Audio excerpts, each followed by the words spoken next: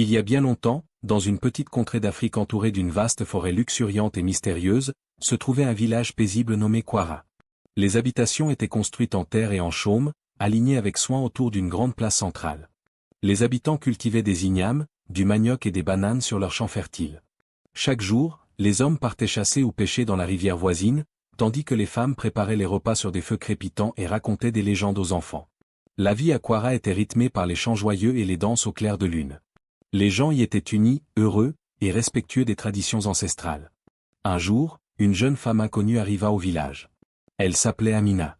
Grande et gracieuse, sa peau sombre brillait comme l'ébène sous le soleil, et ses yeux pétillaient comme des étoiles dans la nuit. Elle portait une simple étoffe nouée autour du corps et un petit panier tressé. Amina parlait peu, mais son sourire chaleureux conquit rapidement les cœurs. Les villageois, fidèles à l'hospitalité africaine, lui offrirent une hutte pour s'installer. Le chef, un vieil homme sage nommé Baba Olu, aux cheveux blancs comme la neige, l'accueillit avec bienveillance. « Sois la bienvenue à Kwara, jeune voyageuse. Tu peux rester parmi nous, mais d'où viens-tu donc ?» Amina baissa les yeux, sa voix douce comme une brise. « Je viens de loin, des profondeurs de la forêt. » Elle n'en dit pas davantage. Les habitants, curieux mais respectueux, ne insistèrent pas. En Afrique, on accueille d'abord les étrangers sans les presser de questions. Bientôt, cependant, ils remarquèrent quelque chose d'étonnant chez Amina. Elle refusait systématiquement les plats cuits. Chaque matin, elle s'enfonçait dans la forêt pour cueillir des fruits frais, mangues juteuses, oranges parfumées, papayes mûres qu'elle dévorait avec la peau, croquant à pleines dents. Elle ramassait aussi des feuilles tendres et des racines qu'elle mangeait crues, directement sorties de la terre. Jamais elle ne touchait au feu, aux marmites bouillonnantes ou aux ragoûts fumants. Les femmes du village préparaient de grands festins, du fufu moelleux avec des ignames, des soupes épicées aux poissons et aux piments qui embaumaient l'air. L'odeur seule faisait saliver tout le monde. Mais quand on proposait une portion à Amina, elle déclinait poliment, « Merci, mais je ne mange que des aliments crus. Cela me donne de la force et de la vitalité. » Les villageoises échangeaient des regards intrigués. Mama Kofi, une femme rondelette toujours pleine de rire, demanda un jour, « Mais pourquoi, ma fille ? La nourriture cuite est si savoureuse, si réconfortante. » Amina sourit simplement, « Les choses telles que la nature les offre sont les meilleures pour moi. Le feu les altère, les affaiblit. » Les enfants, fascinés, suivaient Amina dans la forêt. Un petit garçon espiègle nommé Tindi, âgé de 7 ans, osa lui poser la question, « Pourquoi tu n'utilises jamais le feu, Amina ?» Elle s'agenouilla près de lui, caressant une feuille verte, « Le feu transforme tout, mon petit. Moi, je préfère les choses dans leur pureté originelle, pleine de vie. » Tindi courut raconter cela à ses camarades, « Elle est magique, je vous dis. » Les murmures coururent parmi les plus jeunes, était-elle une esprit de la forêt ? Une sorcière bienveillante ? Pourtant, Amina était d'une gentillesse infinie. Elle aidait les anciens à porter l'eau, jouait avec les enfants, leur apprenait des chants anciens que les arbres semblaient murmurer. Un soir, autour du grand feu communal, les villageois partageaient des histoires. Baba Olu raconta une légende sur un lion qui conversait avec les arbres ancestraux. Puis vint le tour d'Amina. « Raconte-nous une histoire de ton monde, la forêt profonde » demanda Mama Kofi. Amina hocha la tête. « Il existe une rivière enchantée qui chante des mélodies oubliées. Une jeune fille y but un jour, et l'eau magique lui permit de comprendre le cœur des animaux. » Les auditeurs se penchèrent, captivés. « Et ensuite » souffla Tindi. Amina s'arrêta, un sourire mystérieux aux lèvres, « Cela, je vous le dirai une autre nuit. » Elle se leva et regagna sa hutte, laissant derrière elle un voile de mystère. Cette nuit-là, la forêt s'agita. Des cris de singes, des battements d'ailes affolées, des hurlements lointains résonnèrent. Les villageois se réveillèrent en sursaut. « Qu'est-ce que c'est » murmura Baba Olu. Au matin, ils découvrirent de grandes empreintes autour de la hutte d'Amina, des traces de lions, énormes et fraîches. Pourtant, aucun lion n'osait approcher du village d'ordinaire. « As-tu entendu ces bruits, Amina » demanda Mama Kofi. Elle répondit calmement, en croquant une banane fraîche, « Oui, la forêt parle la nuit. Elle a ses secrets. » Les jours passèrent, et le mystère s'épaissit. Amina s'intégrait peu à peu, mais les questions brûlaient les lèvres. Un chasseur la vit un jour converser avec un serpent géant, qui l'écoutait sans menace. Il revint affolé, « Elle parle au serpent. » Le village se rassembla. « Il faut lui demander la vérité » décida Baba Olu. Devant sa hutte, le chef parla doucement, « Amina, nous voyons tant de choses étranges autour de toi. Pourquoi refuses-tu la nourriture cuite ? Quel est ton secret ?» Les yeux d'Amina s'embuèrent. « C'est une longue histoire, liée à mon passé. Si je vous la raconte, vous serez bouleversés. » Les villageois insistèrent, « Parle, nous voulons comprendre. » Elle inspira profondément. Tout a commencé quand j'étais enfant. Mais soudain, un rugissement puissant ébranla la forêt. Le sol trembla. Une ombre immense se dessina entre les arbres. Tindi cria, « Qu'est-ce que c'est ?» Amina se leva, pâle, « Il arrive ?» Celui qui explique tout. Le rugissement retentit à nouveau, plus proche, comme un tonnerre roulant dans les feuillages. Les villageois reculèrent, les enfants se blottirent contre leur mère. Baba Olu serra son bâton. « Restez calme, nous sommes nombreux. » Mais Amina, elle, ne bougea pas. Son visage exprimait une profonde tristesse. « N'ayez pas peur, murmura-t-elle. Il ne vous fera aucun mal. » Des fourrés émergea un lion majestueux, le plus grand que quiconque ait vu. Sa crinière dorée flamboyait, ses yeux jaunes brillaient comme des braises. Il s'arrêta au bord du village, observant les humains. Le silence était total. Puis, il s'assit, paisible comme un chien fidèle. Amina s'approcha lentement, posa la main sur sa tête. Le lion ferma les yeux et ronronna doucement. Les villageois restèrent bouche bée. Elle caresse un lion, chuchota Mama Kofi.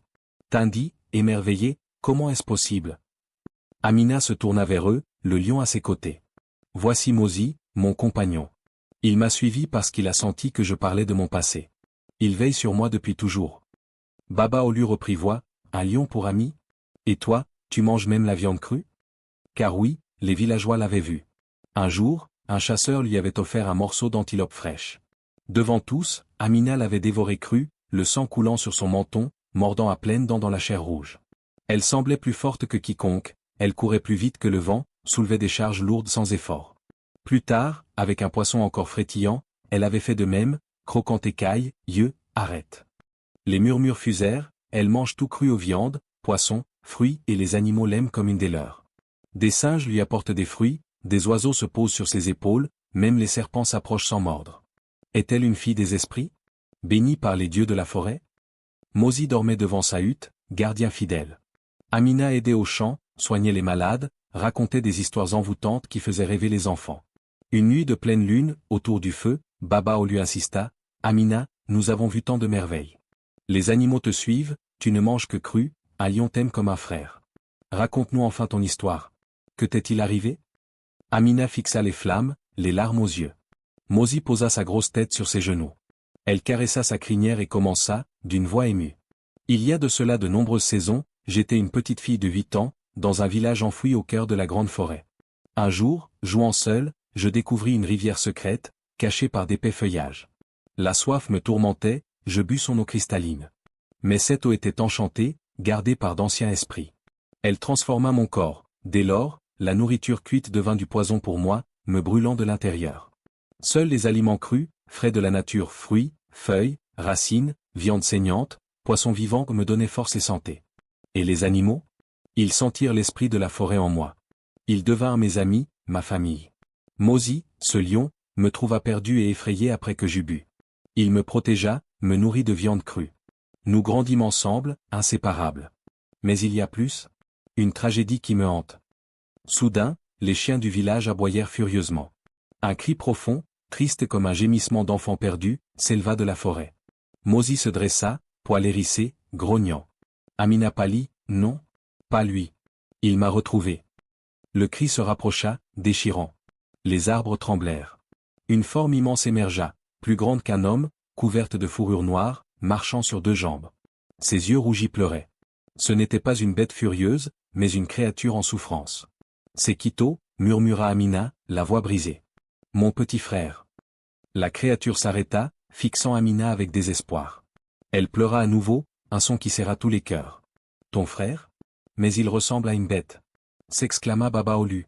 Amina hocha la tête, larmes coulant, « Oui. À cause de moi. Après avoir bu l'eau magique, je retournai au village avec Mozi. Mon frère Kito, alors âgé de 5 ans, m'idolâtrait. Curieux, il me suivit jusqu'à la rivière secrète. Je voulais lui montrer ce miracle, pensant que cela le rendrait fort comme moi. Il but aussi. Mais les esprits s'irritèrent, une seule personne par génération pouvait boire sans conséquence. Pour 2 si proches, la magie se corrompit en malédiction. Chez moi, elle resta bienveillante. Chez Kito, elle le transforma, fourrure, croc, perte de la parole. Il ne pouvait que gémir. La nourriture cuite le tuait, et le cru ne suffisait plus, il devint vorace, sauvage. Notre village le prit pour un monstre. Ils voulurent le tuer. Je ne pus le permettre. Avec Mozi, nous fuyâmes dans la forêt profonde. Je le laissai là, pensant qu'il y serait en sécurité parmi les animaux. Mais il me chercha toutes ces années, suivant mon odeur. Maintenant, il est là, seul et triste. Le silence tomba. Tindi pleurait. Tu manges cru pour garder la magie bonne? Oui, répondit Amina. Mais le vrai secret qui me ronge, si je touche ne serait-ce qu'une bouchée cuite, la magie se brisera. La malédiction sur Quito s'aggravera, il deviendra une bête complète, sans plus rien d'humain. Il pourrait blesser des innocents. Tout cela par ma faute, mon égoïsme d'enfant. Quito émit un gémissement doux, s'approchant timidement. Il enlaça Amina de ses bras immenses, avec une tendresse infinie. Elle le serra en retour, sanglotant. Mozi frotta sa tête contre la jambe de Quito, comme pour l'accueillir. Mama Kofi se leva, émue, tu n'étais qu'une enfant, Amina. Les esprits ont fixé les règles, pas toi. Tu as sauvé ton frère en fuyant avec lui. Tindi courut vers eux, Quito peut rester. On lui donnera de la viande et du poisson cru. Mais Amina, inquiète, il y a pire. Les esprits sont furieux que Quito ait quitté la forêt profonde. Demain nuit, sans lune, ils viendront le réclamer pour toujours. Je le perdrai à jamais. La nuit s'alourdit de crainte. Le lendemain, le village fut sombre. Personne ne chanta. Baba Olu réunit tous sous l'arbre sacré, Amina et Quito sont des nôtres maintenant. Nous les protégerons contre les esprits. Tindi proposa, allons à la rivière secrète. Demandons pardon aux esprits. Le garçon a raison, dit Baba Olu. Le mal a commencé là-bas, la guérison aussi, peut-être. Malgré le danger ou la forêt nocturne, les bêtes, tous acceptèrent. Ils se préparèrent, torchés, tambours, chants courageux, provisions crues pour Amina et Quito. À la tombée du jour, sans lune, le ciel étoilé mais noir, la procession s'ébranla. Amina et Quito au centre, Mozi en tête. D'autres animaux les rejoignirent, singes dans les branches, oiseaux au-dessus, même un éléphant au loin. Ils marchèrent des heures, chantant pour chasser la peur, battant les tambours. Enfin, la rivière apparut, miroitante, magique et effrayante. Amina s'avança, grands esprits de la rivière, nous venons avec respect et amour. Le vent hurla, brume monta. Des formes lumineuses surgirent, esprits sans visage, yeux comme étoiles. Pourquoi troublez-vous notre paix? La règle fut brisée. Le garçon doit payer.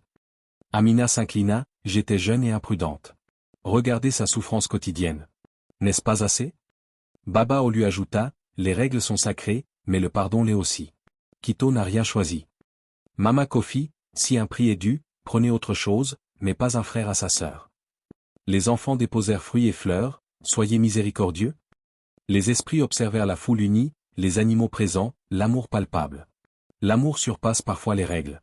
La fille but par erreur, le garçon par amour fraternel.